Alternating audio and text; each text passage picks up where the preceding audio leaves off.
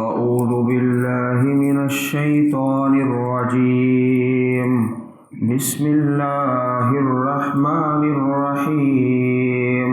سورۃ النور، رکوع نمبر 9، یہی آخری رکوع ہے سورۃ النور کا۔ انما المؤمنون الذین آمنوا باللہ ورسولہ وَإِذَا كَانُوا مَعَهُ عَلَىٰ أَمْرٍ جَامِعٍ لَمْ يَذْهَبُوا حَتَّىٰ يَسْتَأْذِنُوهُ إِنَّ الَّذِينَ يَسْتَأْذِنُونَكَ أُولَٰئِكَ الَّذِينَ يؤمنون بالله ورسوله فإذا استأذنوك لبعض شأنهم فأذن لمن شئت منهم واستغفر لهم الله إن الله غفور رحيم۔ لا تجعلوا دعاء الرسول بينكم كدعاء بعضكم بعضا قد يعلم الله الذين يتسللون منكم لواذا فليحذر الذين يخالفون عن أمره أن تصيبهم فتنة أو يصيبهم عذاب عليم۔ ألا إن لله ما في السماوات والأرض قد يعلم ما أنتم عليه ويوم يرجعون إليه فينبئهم بما عملوا والله بكل شيء عليم۔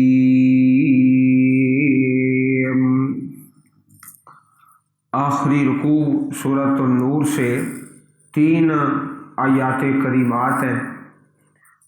اس کے اندر ایک بڑا ہی اہم مسئلہ بیان ہوا ہے، نظم جماعت کو قائم کرنا بڑی تنظیم کے ساتھ۔ اس وقت بھی نبی اکرم صلی اللہ علیہ وسلم کے مبارک دور میں اس بات کا پورا حکم دیا گیا اور تا قیامت اسے دستور بنا دیا گیا کہ کوئی بھی اجتماعی کام ہے اور دوسرا انفرادی کام ہے۔ ایک کام ایسا ہے جس کا تعلق دین کے ساتھ ہے اور دوسرا جو انسان کی دنیاوی ضرورت ہے، تو ان کے متعلق بڑی پیاری ہدایات اس رکوع کے اندر موجود ہیں، اور ان لوگوں کو ہی مومن اور ایمان والا کہا گیا جو نظم جماعت کے اندر اپنے آپ کو قائم رکھتے ہیں اور قائم رہتے ہیں جماعت کے نظم کے ساتھ۔ انما المؤمنون، یقیناً مومن، صرف مومن، الذین آمنوا باللہ ورسولہ، جو لوگ ایمان لائے اللہ تعالیٰ پر اور اس کے رسول پر۔ باللہ یہ با و رسول ہی، جہاں بھی یہ لفظ آئے تو اس کا ترجمہ کرتے ہوئے اللہ تعالیٰ پر اور اس کے رسول پر ایمان لائے۔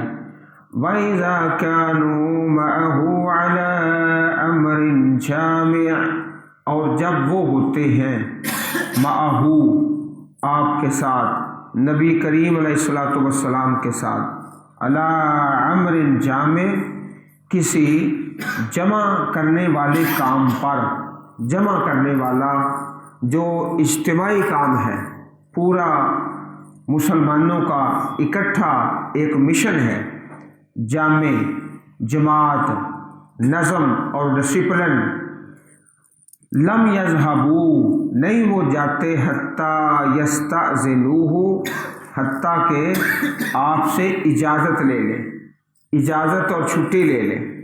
یہ حکم ہے کہ کوئی بھی اجتماعی معاملہ ہے، جس طرح ہم سب مل کر اللہ تعالیٰ کی کتاب کو پڑھتے اور پڑھاتے ہیں، یا نبی اکرم صلی اللہ علیہ وسلم کی سیرت طیبہ میں اور مبارک دور میں آپ حکم دیتے کہ یہ کام ہے جہاد کا اور یہ سب نے کرنا ہے، یا مسجد تعمیر کر رہے ہیں، کوئی اینٹیں لا رہا ہے، کوئی پتھر لا رہا ہے، کوئی مٹی لا رہا ہے، سب کی ڈیوٹی لگائے نبی کریم علیہ الصلاۃ والسلام نے، تو اس اجتماعی کام سے کسی کو اجازت نہیں کہ وہ چلا جائے، چاہے اسے اپنا بڑا ہی ضروری کام ہو، ہاں عذر پیش کرے، اجازت لے لے، اگر اجازت مل جائے تو پھر جا سکتا ہے،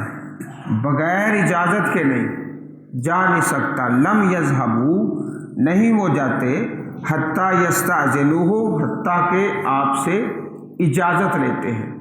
اگر کوئی اجازت کے بغیر ہی چلا جائے تو جماعت کا نظم نہیں قائم رہتا، جماعت کا ڈسپلن خراب ہو جاتا ہے اور شرازہ ہی بکھر جاتا ہے۔ ان الذین یستأذنونک بے شک وہ لوگ جو آپ سے اجازت مانگتے ہیں، اذن لے کر، اگر کسی کو عذر ہے، ضروری کام ہے تو چھٹی لے کر وہ جاتے ہیں۔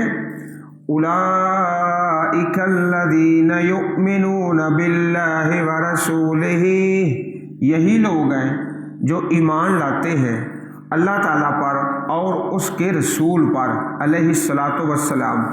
عزیز بھائیوں، آپ ذرا توجہ فرمائیں کہ آیت کریمہ شروع ہو رہی ہے انما المؤمنون، اور پھر آگے اولئک الذین یؤمنون، بار بار ایمان کا تذکرہ ہے کہ ایمان والے وہ ہیں جب کسی جماعت میں، نظم میں، اجتماعی کام میں وہ کوئی بھی اکٹھا کام ہے تو بغیر اجازت کے وہاں سے نہیں جاتے، اجازت لے کر۔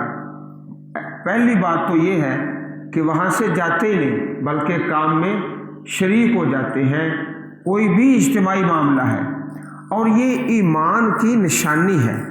دو بار لفظ آئے نا، صرف بلا شبہ وہی لوگ ایمان والے ہیں جو اذن لیتے ہیں، بغیر اجازت کے چھٹی نہیں کرتے کسی بھی اجتماعی کام میں۔ آگے پھر جو اس جماعت کا سربراہ ہے، نبی کریم علیہ الصلاۃ والسلام اپنے دور مبارک میں جو صحابہ کی جماعت کی سربراہی ہے، فَإِذَا اسْتَأْذَنُوكَ جب وہ اجازت طلب کرے آپ سے، کوئی اپنا عذر پیش کرتا ہے کہ میری یہ مجبوری ہے، میرا یہ کام ہے، لِبَعْضِ شَأْنِهِمْ کسی اپنے کام کے لیے، کوئی کام ہے، ضروری ہے، تو پھر جو اس جماعت کو قائم کرنے والا ہے، جو سربراہ ہے، جو نگران ہے، جو امیر صاحب ہے، ان کو یہ اختیار ہے فَأْذَن لِمَنْ شِئْتَ مِنْهُمْ آپ اجازت دیں جس کو چاہیں ان میں سے، اور جس کو چاہیں اجازت نہ دیں، آپ اس کا عذر سن لیں، اگر عذر معقول ہے تو پھر اس کو چھٹی دے دیں، رخصت دے دیں۔ اسی طرح طالب علموں کا معاملہ ہے، اسی طرح کاریگر اور مزدور کا معاملہ ہے۔ جو آدمی نگران ہے، ذمہ دار ہے، سربراہ ہے، وہ عذر سن لے، عذر سننے کے بعد پھر اس کو اختیار ہے فَأْذَن لِمَنْ شِئْتَ مِنْهُمْ آپ اجازت دے جس کو چاہے ان میں سے، ہاں اس کا عذر معقول ہے، ٹھیک ہے، تم چھٹی کر سکتے ہو۔ نبی کریم علیہ الصلاۃ والسلام کے سامنے صحابہ کرام کے جو بڑے بڑے مشن تھے، جہاد کا اور دعوت کا اور تبلیغ کا اور مساجد کو قائم کرنے کا، تو اللہ تعالیٰ یہ فرما رہے ہیں کہ آپ جس کو چاہیں رخصت دے دیں، سن کر اس کے بعد جو فیصلہ ہے وہ کون کرے گا؟ جو نگران ہے، جو ذمہ دار ہیں، وہ فیصلہ کریں گے واقعی اس کا عذر صحیح ہے، چھٹی کے قابل ہے کہ نہیں ہے۔ فَأْذَن لِمَنْ شِئْتَ مِنْهُمْ، آپ اجازت دیں جس کو چاہے، اور جس کو چاہے اجازت نہ دیں۔ اگر جو سربراہ ہے چھٹی نہیں دیتا تو چھٹی مانگنے والے کو کوئی اختیار نہیں کہ وہ اس کا برا منائے یا غصہ کرے، کیونکہ یہ اللہ تعالیٰ نے اختیار دیا ہے، جس کو چاہے اس کا عذر سن کے چھٹی دے دے اور جس کا چاہے چھٹی نہ دے۔ وَاسْتَغْفِرْ لَهُمُ اللَّهُ، اور استغفار طلب کرے ان سے، اللہ تعالیٰ سے ان کے لیے معافی مانگے۔ یہ حکم ہے نگران کے لیے، جو سربراہ ہے، جو اس نظم جماعت کے امیر ہیں، چھٹی دینے کے بعد اللہ تعالیٰ سے دعا کرے یا اللہ اس کو معاف کر۔ معافی کس بات کی؟ کہ اس آدمی نے اپنے ذاتی کام کو، دنیاوی کام کو ترجیح دی ہے اجتماعی کام پر اور آخرت کے کام پر۔ دنیا کا جو کام ہے یا جو اس کا انفرادی کام ہے اس کو ترجیح دے رہا ہے، اور جو جماعت کا کام ہے اجتماعی اس سے چھٹی لے رہا ہے، تو یہ اس کی خطا ہے۔ ہاں اگرچہ اس کا عذر معقول ہے، لیکن پھر بھی اس سے یہ سہو ہو گیا ہے کہ اس نے انفرادی کام کو ترجیح دی ہے اجتماعی کام پر، نظم جماعت پر۔ تو پھر امیر صاحب کو حکم ہے کہ آپ چھٹی دے دیں، اور چھٹی دینے کے بعد پھر اپنے اللہ سے دعا کریں یا اللہ اس کو معاف کر دے، اس سے خطا ہوئی ہے جو اس نے چھٹی مانگی ہے، اور انفرادی اور ذاتی اور دنیاوی کام کو ترجیح دی ہے۔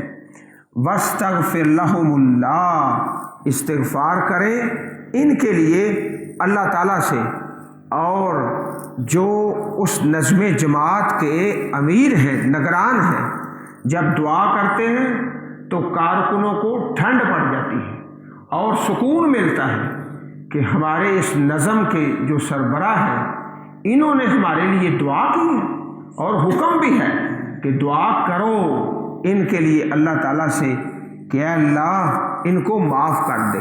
لہم اللہ ان اللہ غفور رحیم، بے شک اللہ تعالیٰ بہت زیادہ بخشنے والا، نہایت رحم والا ہے۔ اور پھر یہ حکم بھی آگے آ رہا ہے، قد یعلم اللہ الذین یتسللون منکم لواذا، بے شک اللہ تعالیٰ جانتے ہیں بلا شبہ ان لوگوں کو، یتسللون جو کھسک جاتے ہیں، یتسللون کھسک جاتے ہیں، منکم تم سے، لواذا ایک دوسرے کی آڑ لے کر۔ ہوتا یہ تھا کہ اگر کسی مومن نے، مخلص نے نبی علیہ الصلوۃ والسلام سے چھٹی لے لی ہے کسی اجتماعی کام سے، تو چھٹی لے کے وہ جا رہا ہے، تو کچھ جو اہل نفاق تھے وہ بھی ان کی آڑ میں کھسک جاتے، چلے جاتے۔ تو فرمایا رب کائنات نے، قد یعلم اللہ، اللہ جانتا ہے ان لوگوں کو، یتسللون جو کھسک جاتے ہیں، منکم تم سے، لواذا ایک دوسرے کی آڑ میں، کھسک گئے، چلے گئے، چلو اتنے لوگ ہیں، نبی علیہ الصلوۃ والسلام نے تو نہیں دیکھا۔ اللہ فرماتے ہیں میں تو دیکھ رہا ہوں نا، جو کھسکتا ہے اور پیچھے ہٹتا ہے اور چھٹیاں کرتا ہے، اللہ تعالیٰ تو اس کو جانتے ہیں۔ اور اسی طرح یہ بات سورۃ توبہ میں، وَإِذَا مَا أُنزِلَتْ سُورَةٌ، جب کوئی سورت نازل ہوتی ہے، نظر بعضهم إِلَى بعض، پھر ایک دوسرے کو دیکھتے ہیں، هَلْ يَرَاكُم مِّنْ أَحَدٍ، کوئی دیکھ تو نہیں رہا، کوئی ہمیں نہیں دیکھ رہا، ثُمَّ انصَرَفُوا، پھر وہ پھر جاتے ہیں، چلے جاتے ہیں، چھپ کر کھسک جاتے ہیں۔ صرف اللہ قلوبہم بأنہم قوم لا یفقہون، اللہ تعالیٰ نے ان کے دلوں کو ہی پھیر دیا ہے اس وجہ سے کہ وہ ایسی قوم ہے जो समझते नहीं। सूरत तौबा आयत नंबर 127। ला तजअलू दुआ अर्रसूल बैनकुम कदुआइ बादिकुम बअदा, ना तुम बनाओ दुआ अर्रसूल, रसूल का बुलाना, रसूल का पुकारना, बैनकुम आपस में, कदुआए बाज़िकुम बाज़ा, जैसा कि पुकारता है बाज़ तुम्हारा बाज़ को। नबी अलैहिस्सलातु वस्सलाम जब बुलाएं किसी काम के लिए तो ऐसे ना समझो कदुआए बाज़िकुम बाज़ा, जैसे एक आदमी दूसरे को बुला रहा है। एक तो आप अल्लाह के पैगंबर हैं और इमामुल अंबिया हैं। आप जब किसी को बुलाएं तो ये ना समझो कि वो आम हस्ती हमें बुला रही है। ला तजअलू दुआ अर्रसूल बैनकुम कदुआए बाज़िकुम बाज़ा, ये समझो कि हमें नबियों के इमाम बुला रहे हैं सल्लल्लाहु अलैहि वसल्लम, और कोई दूसरा बुलाए उसकी आवाज़ पे लब्बैक ना कहो तो वो एक और बात है।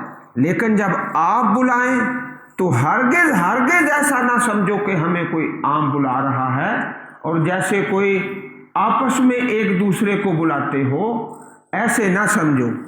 एक तो ये तर्जमा और तफसीर है इस आयत करीमा की, और दूसरा तर्जमा और तफसीर, ना तुम बुलाओ बनाओ रसूल के पुकारने को आपस में, जैसे कदुआए बाज़िकुम बाज़ा। नबी अलैहिस्सलातु वस्सलाम जब किसी के लिए दुआ कर दे या बद्दुआ कर दे, ये ना समझो कि किसी आम इंसान ने दुआ की है या बद्दुआ की है। जिसके हक में आप दुआ कर दें उसकी तो दुनिया भी संवर गई, आखिरत भी संवर गई, और जिसके हक में आप बद्दुआ फरमा दें उसकी दुनिया भी तबाह, उसकी आखिरत भी तबाह। तो एक आम आदमी की दुआ है और एक है नबी करीम सल्लल्लाहु अलैहि वसल्लम की दुआ, इनको बराबर ना समझो। ला तजअलू दुआ अर्रसूल, ना तुम बनाओ रसूल अकरम सल्लल्लाहु अलैहि वसल्लम की दुआ को बैनकुम आपस में कदुआए बाज़िकुम बाज़ा, जैसा कि आपस में तुम्हारे एक दूसरे की दुआ है। इसी आयत का एक तीसरा तर्जुमा और तफसीर वो ये है कि जब तुम बुलाओ नबी करीम सल्लल्लाहु अलैहि वसल्लम को तो ये ना समझो कि मैं किसी आम हस्ती को बुला रहा हूँ, बल्कि बड़ी मोहब्बत के साथ, बड़े एहतराम के साथ, जिस तरह रब्बे कायनात ने कुरान पाक में किसी मुकाम पर भी ये नहीं कहा या मोहम्मद, बल्कि या अय्युहल मुज़्ज़म्मिल, या अय्युहल मुद्दस्सिर, या अय्युहर रसूल, या अय्युहन नबी। अल्लाह ताला पाक भी जब बुलाते हैं तो बड़े प्यारे अंदाज के साथ, इसलिए अगर तुम बुलाओ तो फिर बड़ी मोहब्बत के साथ और बड़े एहतराम वाले लफ्ज़ों के साथ, ये ना समझो कि हम किसी आम हस्ती को बुला रहे हैं, बल्कि बड़े पाकीज़ा और बड़े मुहज़्ज़ब और बड़े सलीके वाले और बड़े आला और बड़े मेयारी और बड़े ही एहतराम के साथ आप अलैहिस्सलातु वस्सलाम कुल कायनात के इमाम सरदार हैं। आपका बुलाना को आम लोगों की तरह तो नहीं है। तो ये तीन तर्जमे और तफसीर इस मुकाम पर जो मुफस्सिरीन किराम ने बयान फरमाए हैं। क़द यअलमुल्लाहुल्लज़ीना यतसल्ललूना मिनकुम लिवादा, क़द यअलमुल्लाह, तहकीक अल्लाह जानता है उन लोगों को, यतसल्ललूना जो खिसक जाते हैं, मिनकुम तुमसे, लिवाजा एक दूसरे की ओट में, एक दूसरे के पीछे छुप कर खिसक जाते हैं। चलो नबी अलैहिस्सलातु वस्सलाम को क्या पता चलेगा। और ये देखो लफ्ज़ कौन सा है, क़द यालम। तो क़द कहते हैं अरबी ग्रामर में हरफ़े तहकीक और ताकीद है। जिस तरह इकामत कही जाती है तो क्या बोला जाता है, क़द क़ामतिस्सलातु, क़द क़ामतिस्सलाह, बिलाशुबा नमाज खड़ी हो गई, وہاں پر بھی حرف قد ہے تاکید کے ساتھ اور تحقیق اور پورے زور کے ساتھ۔ یہاں بھی یہ فرمایا قد یعلم اللہ۔ عزیز بھائیوں، کوئی بھی اجتماعی کام ہو نظم جماعت میں، اس سے پیچھے رہنے والے کو اللہ تعالیٰ تو جانتا ہے نا۔ قد یعلم اللہ، اللہ جانتے ہیں۔ الذین یتسللون منکم، جو کھسک جاتے ہیں تم میں سے۔ ایک اجتماعی کام ہے، مسجد بنا رہے ہیں، یا جہاد کا کام ہے، دعوت کا کام ہے، سبق کا کام ہے، یا فنڈ اکٹھا کرنے کا کام ہے، جو پیچھے رہتا ہے اللہ پاک تو اس کو جانتے ہیں، چلو لوگوں سے چھپ جائے گا۔ عزیز بھائیوں، کوئی بھی اجتماعی کام ہے اس میں حصہ ضرور ڈالنا ہے، تھوڑا ڈالیں زیادہ ڈالیں، اگر پیچھے رہ جائیں چھپ جائیں گھر بیٹھے رہیں کوئی نہیں جانتا، اللہ پاک جانتا ہے۔ قد یعلم اللہ، اللہ جانتے ہیں۔ الذین یتسللون، جو کھسک جاتے ہیں تم میں سے، لواذا، ایک دوسرے کی اوٹ میں۔ فَلْيَحْذَرِ الَّذِينَ يُخَالِفُونَ عَنْ أَمْرِهِ أَن تُصِيبَهُمْ فِتْنَةٌ أَوْ يُصِيبَهُمْ عَذَابٌ عَلِيمٌ۔ پس ڈرنا چاہیے ان لوگوں کو جو مخالفت کرتے ہیں ان امرہ، آپ کے حکم سے، ان تصیبہم فتنہ، کہ پہنچے ان کو کوئی فتنہ، او یصیبہم عذاب علیم، یا پہنچے ان کو دردناک عذاب۔ عزیز بھائیوں، پیارے نبی کریم علیہ الصلوۃ والسلام کا ایک حکم چھوڑ دیں، ایک حدیث یا ایک سنت کو جان بوجھ کر ترک کر دیا جائے عمدن، تو اس آدمی کو ڈرنا چاہیے کہ مجھ پر کوئی فتنہ آ جائے یا دردناک عذاب آ جائے۔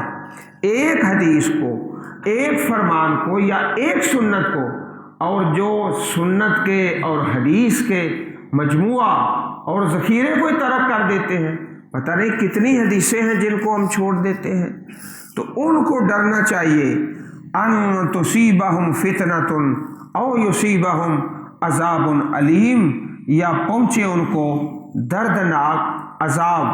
حدیث پاک میں آتا ہے، پیارے نبی کریم علیہ الصلوۃ والسلام کا پیارا فرمان، اذا کان ثلاثۃ فی سفر فلیؤمروا احدہم، جب 3 آدمی سفر میں ہوں تو ان میں سے ایک کو امیر بنا لیں، ایک کو، پھر اس کی اطاعت کریں جب تک وہ حکم کرتا رہے قرآن و سنت کے مطابق۔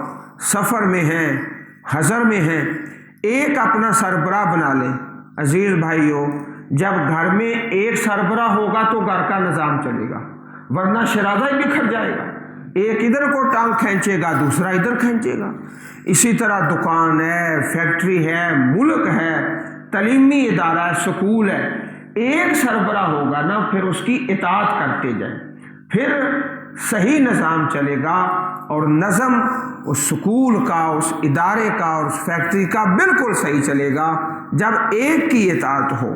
فَلْيُؤَمِّرْ وَحْدَهُمْ، سنن ابی داود کتاب الجہاد، حدیث نمبر 2609۔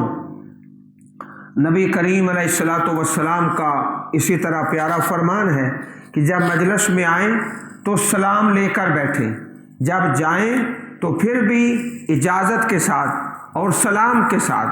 فَلَيْسَتِ الْأُولَى بِأَحَقَّ مِنَ الْآخِرَةِ، جو جاتے ہوئے سلام ہے وہ بھی اسی طرح ہے جو آتے ہوئے ہے، سلام کے ساتھ اور اجازت کے ساتھ۔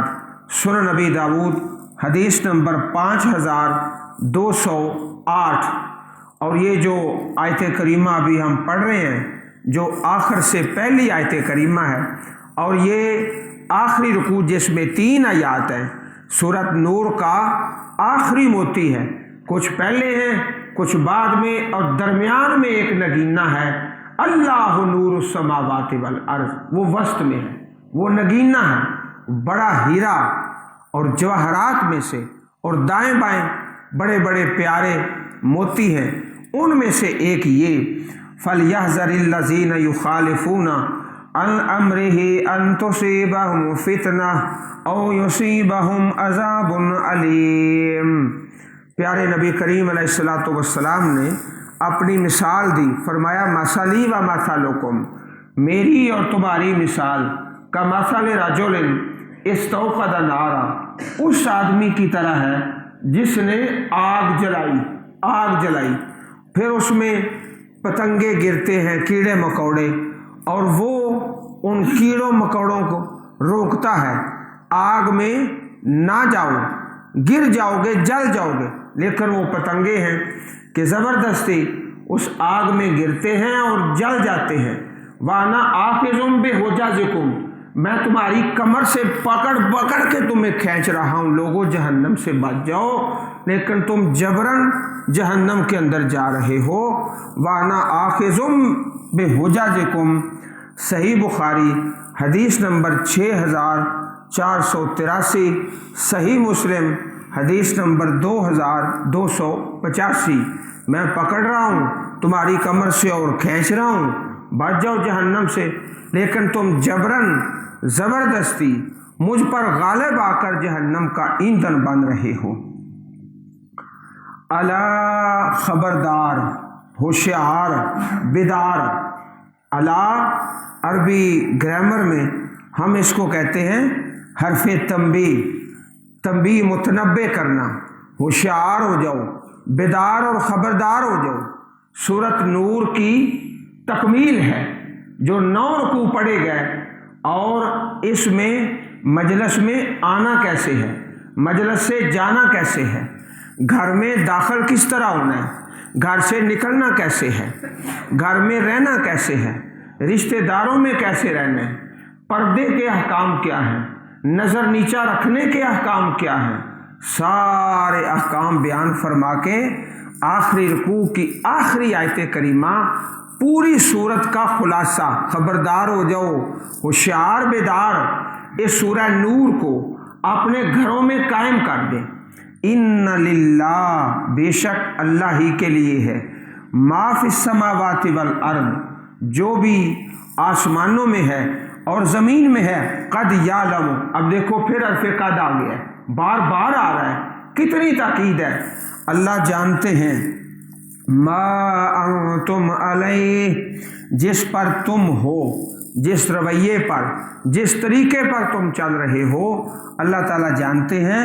وَيَوْمَ يُرْجَعُونَ إِلَيْهِ، اور جس دن وہ لٹائے جائیں گے، یا آ جائے وہ لٹائے جائیں گے، الیہ، طرف صلی اللہ پاک کی، فَيُنَبِّئُهُم بِمَا عَمِلُوا، پس وہ خبر دے گا ان کو، بما عملوا، جو انہوں نے عمل کیا، واللہ بکل شیء علیم، اور اللہ تعالیٰ ہر چیز کا علم رکھنے والا، خوب جاننے والا ہے۔ کیسی محبت ہے، محبت کے ساتھ بھائیوں نے پوری سورۃ نور الحمدللہ ترجمے سے یاد بھی کر لی ہے، اور بڑی محبت سے مطالبہ کیا ہے کہ امتحان بھی لیا جائے، اور اللہ پاک سے دعا بھی کرنی ہے، اے پاک پروردگار، ہمیں توفیق دے کہ ہم اپنے گھروں میں سورۃ نور کو قائم کر سکیں، اپنے گھروں میں سورۃ نور کو قائم۔ یہ ہے اصل روشن خیالی، لوگ کہتے ہیں روشن خیالی، یہ سورۃ نور جو ہے 9 رکوع کے اندر اللہ پاک نے پوری ترتیب کے ساتھ، اور اصل یہ روشن خیالی ہے جو سورۃ النور میں ہے۔ باقی کیا ہے؟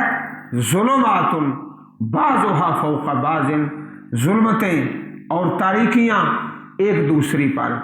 اللہ تعالیٰ نے جیسے یہاں فرمایا، وہ خبر دے گا جو انہوں نے عمل کیا خلوت میں، جلوت میں۔ سورۃ نور نے تو ہر بات ہی بیان فرما دی ہے، فرمایا قیامت کے دن نامہ اعمال آئے گا، لا یغادر صغیرۃ ولا کبیرہ الا احصاها، نہ چھوٹی بات کو چھوڑے گا نہ بڑی بات کو، ہر ایک کا احاطہ کر کے ہر ایک کے سامنے آ جائے گا۔